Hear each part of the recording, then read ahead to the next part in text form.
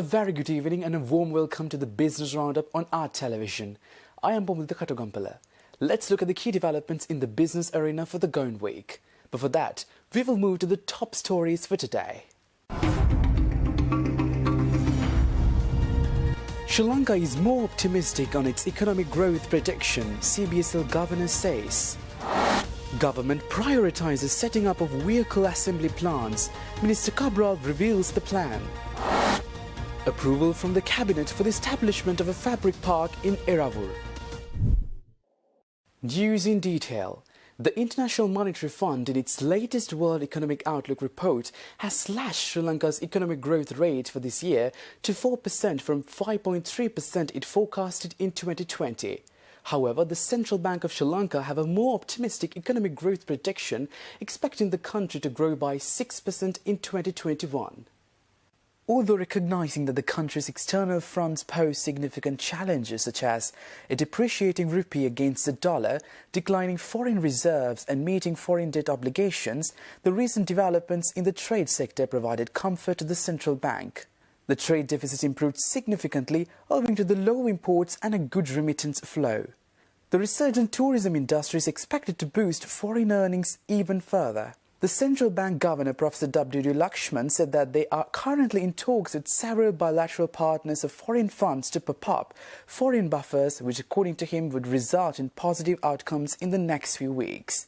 He made this observation while addressing the Monetary Board press briefing on Thursday. Along with the successful soft facility with the People's Bank of China, there is expected to be a loan facility with the China Development Bank. The central bank is expecting a positive outcome and shall signal this to the market in the coming weeks. Meanwhile, the World Bank in a statement said recently that the Sri Lankan economy is expected to grow 3.4% this year, followed by a 2% growth in 2022 after crashing 3.6% in 2020 due to the COVID-19 pandemic. There won't be any IMF program negotiated by Sri Lanka. But there are discussions for various other activities, technical assistance and things like that. Even now there are some technical people, experts working in Sri Lanka, 1 or 2. And there is also, we are planning to also have the Article 4 consultations to be held towards the end of this year. So those discussions are going on. On the stabilization of the BOP factor, balance of payment factor? Now these are obviously discussed in these discussions, but we do not go for a IMF kind of program. Governor of the Central Bank of Sri Lanka, Professor W.D. Lakshman, said that the Sri Lankan economy has recovered significantly from the impact of the COVID-19 pandemic thanks to the growth-friendly policy initiatives. The governor made this point during the Monetary Policy Review press briefing held in Colombo last week. GDP growth rate for 2020, which turned out to be less severe than initially projected in the backdrop of the pandemic. The contraction of the Sri Lankan economy in 2020 was 3.6% as per the Department of Census and Statistics. The economy rebounded notably in the second half of 2020 compared to the contraction in the first half of 2020. State Minister of Money and Capital Market and State Enterprise Reforms, Ajit Niwad Cabral, said that the discussions with investors to set up vehicle assembly plants in Sri Lanka are ongoing. The minister also said that special attention will be given to import eco-friendly vehicles to Sri Lanka, addressing the Parliament last week.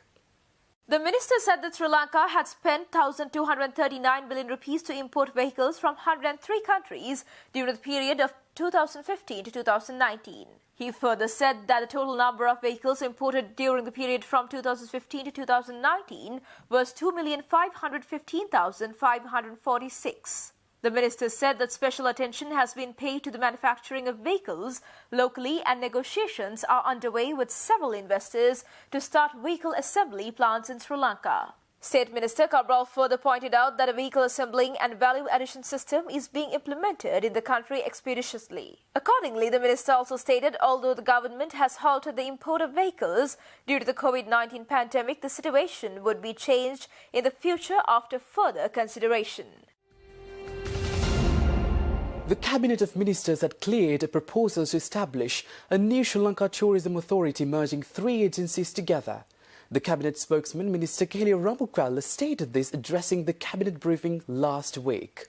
The Cabinet of Ministers had cleared proposals by the Minister of Tourism, Prasanna Ranatunga, to repeal the Tourism Act No. 38 of 2005 and to draft a bill to impose a new Tourism Act. The new Tourism Act will merge Sri Lanka Tourism Development Authority, Sri Lanka Tourism Promotion Bureau and Sri Lanka Convention Bureau together. The proposal points out that under the provisions of the existing Tourism Act, the entire tourism sector is divided into 4 institutions as the Sri Lanka Tourism Development Authority, Sri Lanka Tourism Promotion Bureau, Sri Lanka Federation Bureau and the Sri Lanka Institute of Tourism and Hotel Management. However, the ministry has noted adverse effects such as coordinating issues and resource wastage due to the entire tourism sector being divided into 4 institutions. Taking these facts into consideration, the Cabinet has approved the proposal submitted by Minister Prasanna Ranatunga to repeal the existing Tourism Act in order to ensure the sustainable development of the tourism industry. Stay tuned for more news after this short break.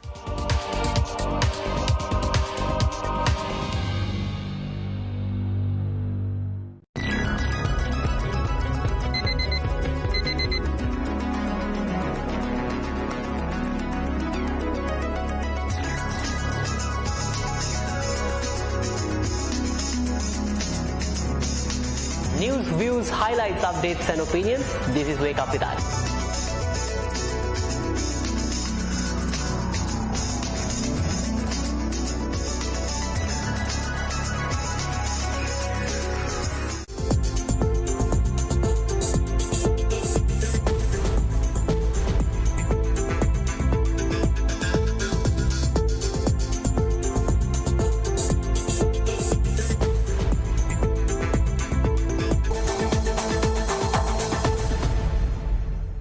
State of Business, sponsored by ඔබගේ ආදරණීය වාහනය ආදරෙන් සුරකින්න ඉකු tablets භාවිතා කරන්න.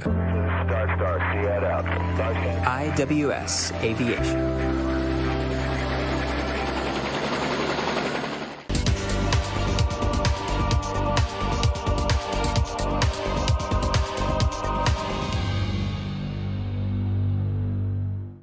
Welcome back after the break. President Gotabaya Rajapaksa stresses that the government will always be ready to listen and consider the development-oriented ideas on issues of national requirements from the professionals. The President gave this assurance addressing the 3rd annual academic session of the Kandy Society of Medical held in Kandy last Wednesday.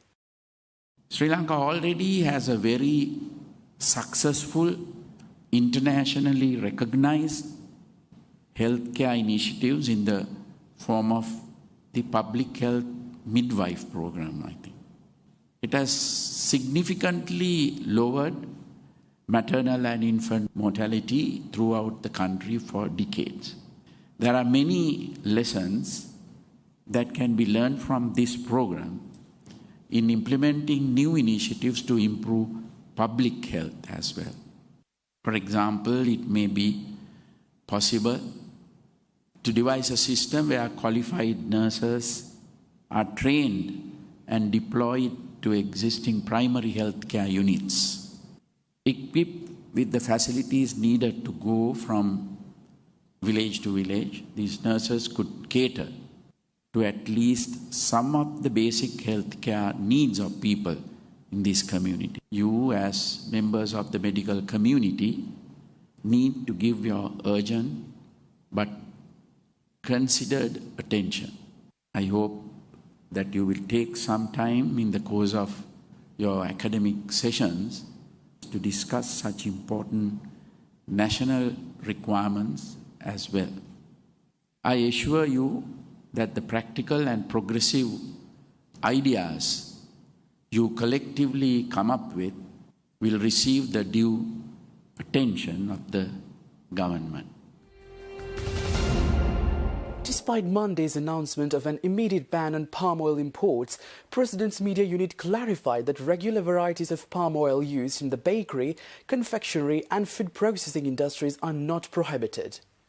According to the President's media unit, President Gotabaya Rajapaksa has imposed an immediate ban on the import of palm oil due to the fact that the crude palm oil consumption is detrimental to public health.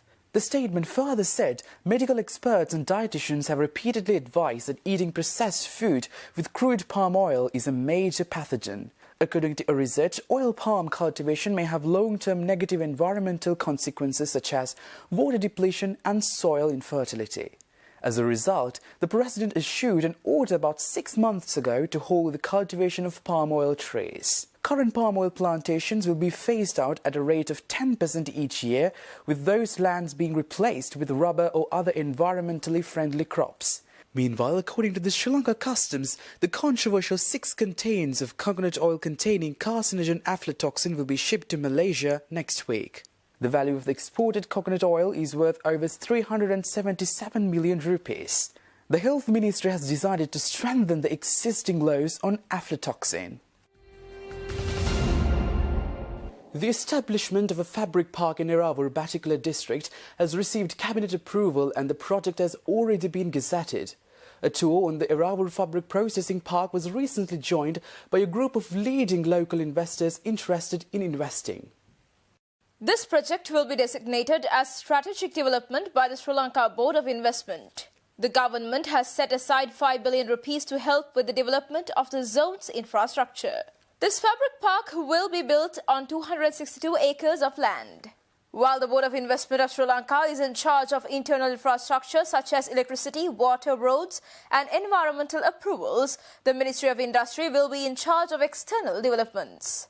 Approximately 10 large-scale factories are expected to be built at the Eravur Park, resulting in over 3,000 direct job opportunities. This fully functional fabric park will be Sri Lanka's 16th export processing zone. As a country, it is important that increase our value addition so that we have control our own resources. So in that context, it's important fabric manufacturing comes more internal within Sri Lanka.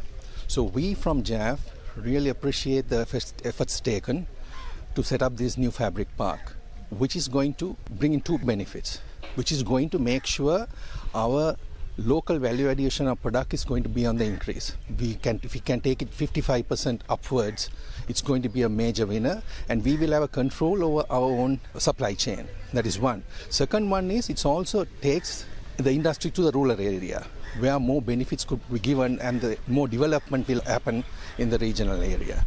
So in 2020, with the outbreak of COVID-19, something that the industry in Sri Lanka identified was the need for a backward integration, and they responded well and responded very quickly with setting up of their park, and the BOI is actually moving matters very quickly in terms of executing the park and bringing in investors on board. And of course, it'll certainly give rise to jobs for people in the area. GLX founder and Chief Executive Officer Randula De Silva says that the world is no longer changing, but the world has already changed, with people being forced not just to sustain resources, but also to regenerate them. She made this refreshing observation addressing an event in Colombo by the Good Life X to mark its success journey commenced very recently. Good Life X, or GLX, was founded in 2019, just before the COVID-19 pandemic, and last week they celebrated the success of their entrepreneurs' success at an event named as The Future of Asia, Business Champions Leading a Conscious Revolution. The first pilot project by the GLX was by GIZ Sri Lanka and the German government, and they proudly announced that the GLX is now its own independent entity. GLX also said that they have worked with over 40 startups and small and medium-sized entrepreneurs that have now participated in locally rooted but globally minded and sustainability-centered growth programs for business. GLX focuses on agri-food, tourism, wellness and design and many other sectors, with tech innovators to solve deep-rooted problems in these sectors. We had so much in hand, but we were really not making the best use of it. We wanted to change this, and that's what made us set off to do our first accelerator. That's how most of you know us as the Good Life Accelerator. And we started off our pilot program in 2019 with 6 startups who came under our wing. We worked with them for 3 months in a rapid immersive growth program, and also they got 1 million seed funding each to grow and scale up their startups. Now, these are a few of the brands, the 6 first brands that works with us. With that, we will be winding up for today. Wish you a very happy new year on behalf of our television. Take care and good night.